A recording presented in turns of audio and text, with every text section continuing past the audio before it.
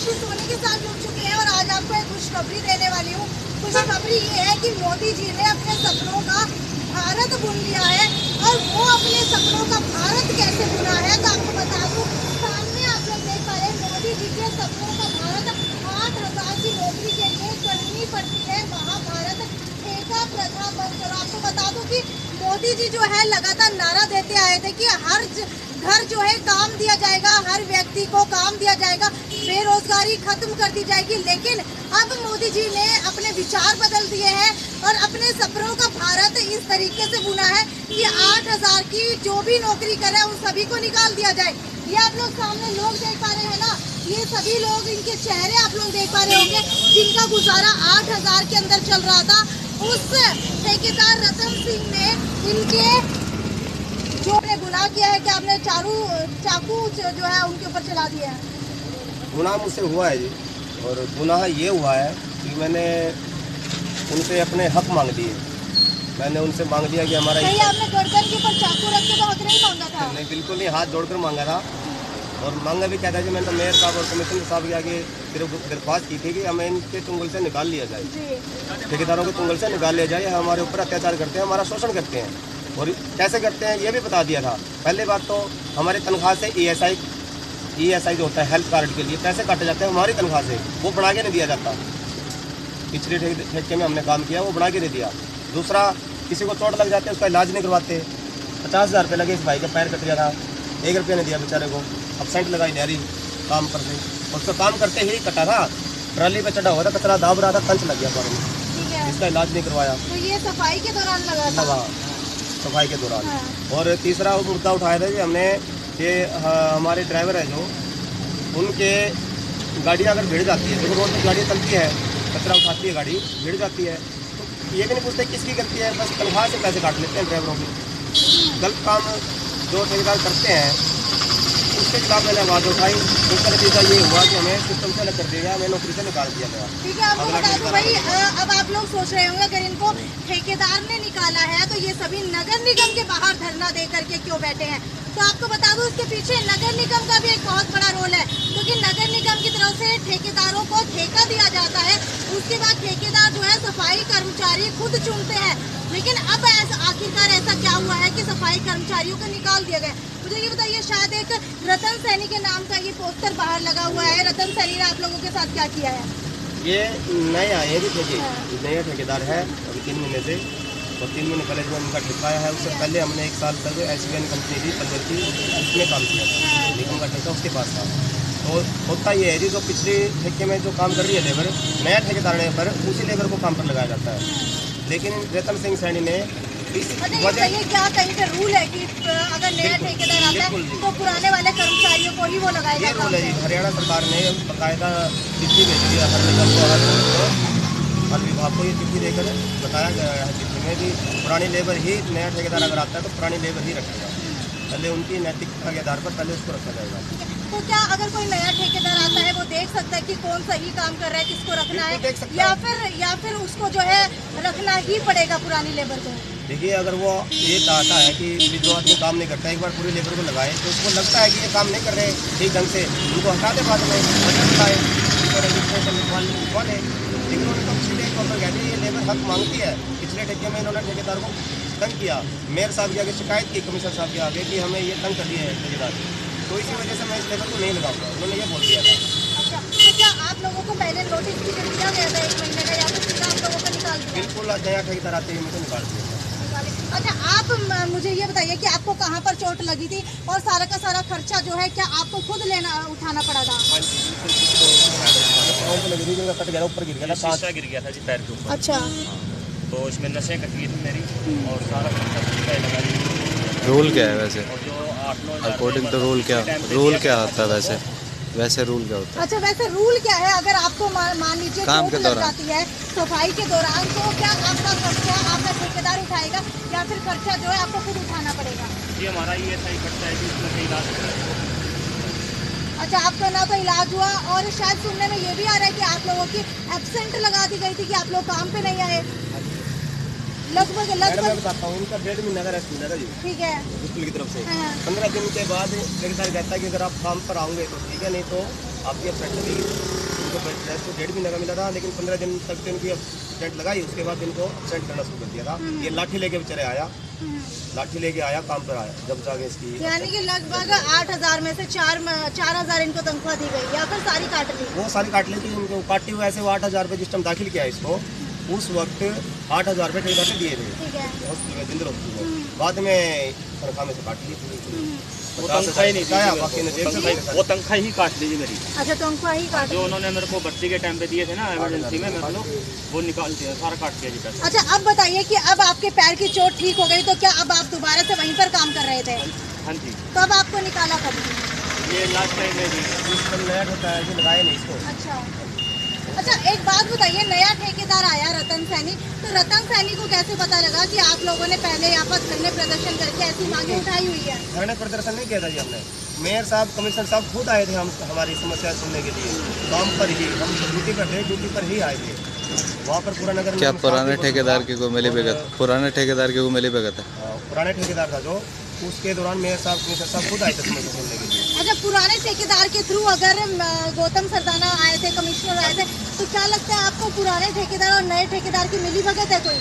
ऐसा नहीं है, मिली भगत सिर्फ नगर निगम प्रशासन और रतन सिंह सैनी की है। अच्छा, मैंने- तो ये बताइए नगर निगम को इससे क्या फायदा है? नगर निगम का फायदा तो कुछ नहीं है, नगर निगम भी देखिए, कमिश्नर साहब भी चाहते हैं कि हमें पूरी लेबर को लगा लिया जाए, लेकिन वो बेबस है। नगर निगम भी अपने चहेतों को ठेका देती है। वो बेबस हैं, क्योंकि ये जो अपने रतन सिंह सैनी है, ये है ओबीसी मोर्चा के महासचिव, बीजेपी ओबीसी मोर्चा के महासचिव है। ठीक है।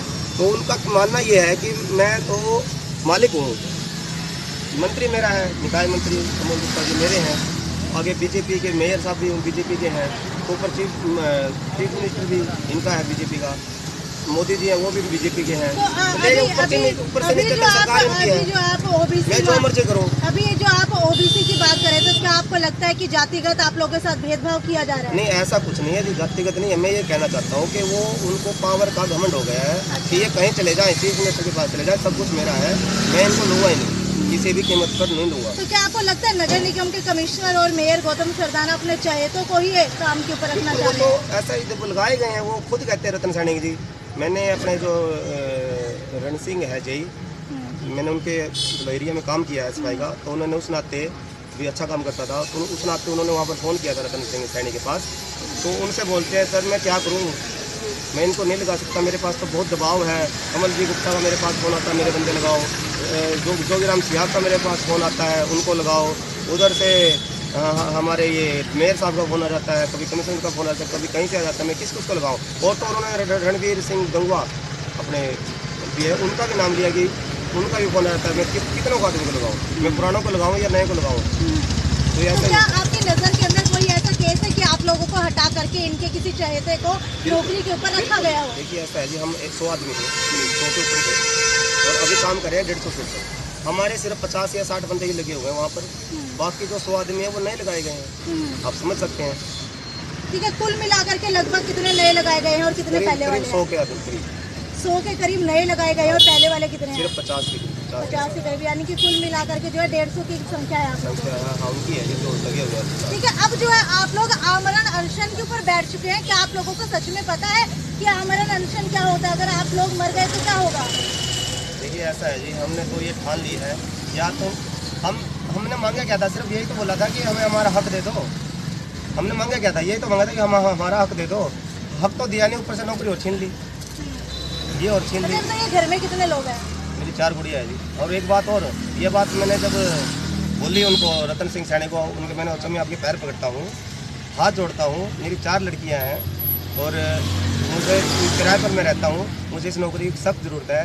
तो बोलते हैं, देखिए उनकी शैली देखिए कैसी है, बोलते हैं यार 4 लड़कियाँ के मेरे सिर पर जमी है कि 4 लड़कियाँ मेरे सिर पर जमी थी, मैं नौकरी दूँगा, मेरे सिर उसको मेरे सिर जमी थी कि इस तरह शैली देखिए। बीजेपी ओबीसी मोर्चा के महासचिव, बीजेपी की भी मतलब इतनी, मैं तो आला कमान से प्रार्थना करता हूँ कि ऐसे लोगों को मंत्री ऐसे पद मत दीजिए, ये आपकी किरकिरी कराते हैं। तो देखना चाहिए कि किस कैसी शैली है। तो मैंने हाथ जोड़ा, पैर पकड़े, मैं आपको पैर पकड़ता हूँ, कहते हैं कि यार मेरे सिर पर सब लड़के ऐसी बात क्यों करते हो आप, मेरे पास जगह अगर अब की बात की जाए तो अब आमरण अनशन कब तक चलने वाला है? ये जब तक हमें हमारे हक नहीं मिलता है, हमें चाहे अच्छा, आप कह रहे हैं आपको हक नहीं मिलता, आपको काम नहीं मिलता, लेकिन क्या आपको लगता है कि इस तरीके से मांग उठाने के बाद अब आप लोगों को देखिए ऐसा है जी, हमने हर तरह से कोशिश कर ली है। हमने मेयर अब साहब तो से आपने सबकी पोल खोल दी, अब आपको हक कैसे देंगे वो? अब क्या करूँगा, मेरे पास वो रास्ता ही नहीं है और कोई रास्ता ही नहीं है। अभी यहाँ बैठा हूँ, मेयर साहब आए या कमिश्नर साहब आए, कोई भी आए, हमें हमारा हक चाहिए, हमें हमारी नौकरी वापसी चाहिए, बस हम और कुछ नहीं चाहिए। हम काम पर चले जाएंगे, बस धरना प्रदर्शन खत्म कर देंगे। ठीक है, क्या आप लोगों को पेंशन भी मिलती है बाद में? वो तो ऐसा है जी, पीएफ कटता है, उसमें ही पेंशन मिलती है। अच्छा, तो यानी कि एक तरीके से सरकारी नौकरी है। बिल्कुल।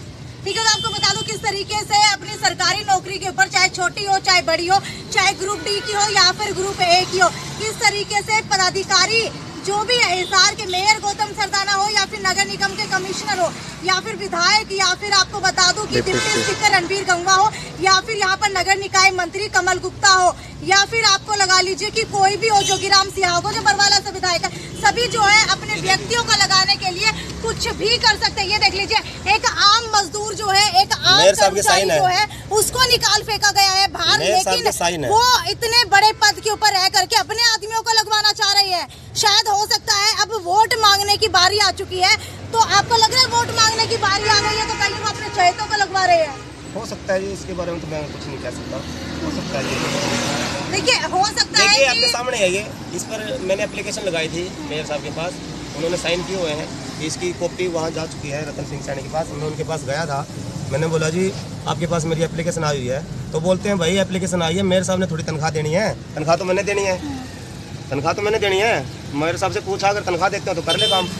यानी कि वो समझते नहीं है, मेयर साहब को कुछ भी नहीं समझते हैं, कमिश्नर साहब को छोड़िए, मेयर साहब को कुछ नहीं समझते हैं। मेयर साहब ने साइन करके दे दी, जा तू लग जा, मेरी बात होगी, और मैंने भेज दिया है, लेकिन कोई वो नहीं। ठीक है, मेयर गौतम सरदाना की अगर बात की जाए तो लगातार अक्सर जो है इस तरीके के लोगों के मदद करते हुए अक्सर दिखाई देते हैं, लेकिन अभी आपके सामने मैंने कुछ नहीं कहा है, कर्मचारी ने खुद अपने मुंह से कहा है कि मेयर गौतम सरदाना ने उनकी मदद की है, लेकिन कमिश्नर ने मेयर की बात को भी ठुकरा दिया। तो आप लोग सोच सकते हैं, रतन सिंह सैनी ने ठुकरा दिया, तो आप देख सकते हैं कि नगर निगम के मेयर जो हमारे हिसार के कहीं ना कहीं राजा है, उनको उनकी बात को जो है नकार दिया गया है। तो आप लोग देख सकते हैं किस तरीके से हो सकता है कि शायद पहले चुनावों के अंदर वायदे किए हों कि नौकरी लगवाई जाएगी, अब अगर चुनाव दोबारा आ जाते हैं तो भाई लोग तो पूछेंगे, हमें तो आपने कहा था कि नौकरी लगवाएंगे, हम आपकी बिरादरी के हैं, हम आपके आसपास रहते हैं, हम आपके परिवार के, आपने हमें नौकरी नहीं लगवाया।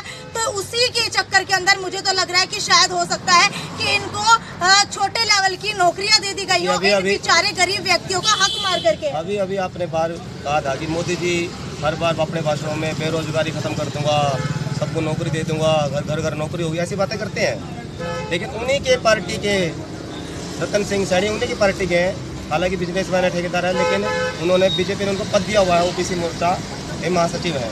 उन्हीं के पार्टी के लोग हमें नौकरी से बेदखल कर रहे हैं। ये देखिए, मोदी जी अपनी बीजेपी पार्टी के आला कमान कहते हैं कि हम नौकरी दे देंगे, और उन्हीं के पार्टी के ये ओबीसी मोर्चा के महासचिव रतन सिंह सैनी नहीं, अभी तक तो कोई नहीं है। आपको बता दूं कि नगर निगम के बाहर जो है आमरण अनशन के ऊपर सफाई कर्मचारी बैठ चुके हैं। लगातार आरोप जो है नगर निगम के कमिश्नर के ऊपर लगते हुए नजर आ रहे हैं, वहीं विधायक और मंत्रियों के ऊपर भी लगातार जो है ये आरोप लग रहे हैं। लेकिन अब देखने वाली बात यह है कि आमरण अनशन के ऊपर जो ये लोग बैठे हैं, क्या ये इसी तरीके से भूखे प्यासे यहाँ पर मर जाएंगे या फिर इनसे कोई आकर के मिलेगा, क्योंकि अभी तक कोई भी इनसे आकर के नहीं मिला है। खैर, अब देखने वाली बात यह है कि आमरण अनशन का नतीजा जो है इन गरीबों के ऊपर कितना निकल करके आने वाला है। खैर, आपकी जो भी राय है और जो भी अगर आप लोग इनको सपोर्ट कर रहे हैं तो नीचे कमेंट सेक्शन के अंदर जरूर लिख करके बताइए, क्योंकि आज इनके साथ हुआ है, कल किसी की भी नौकरी जा सकती है। खैर, ये तो यहीं तक की रिपोर्ट थी, आगे भी आपको इसी तरीके से ताज़ा तरीन खबरों से रूबरू करवाते रहेंगे। तब तक ज़्यादा से ज़्यादा शेयर करना ना भूलें। नमस्कार।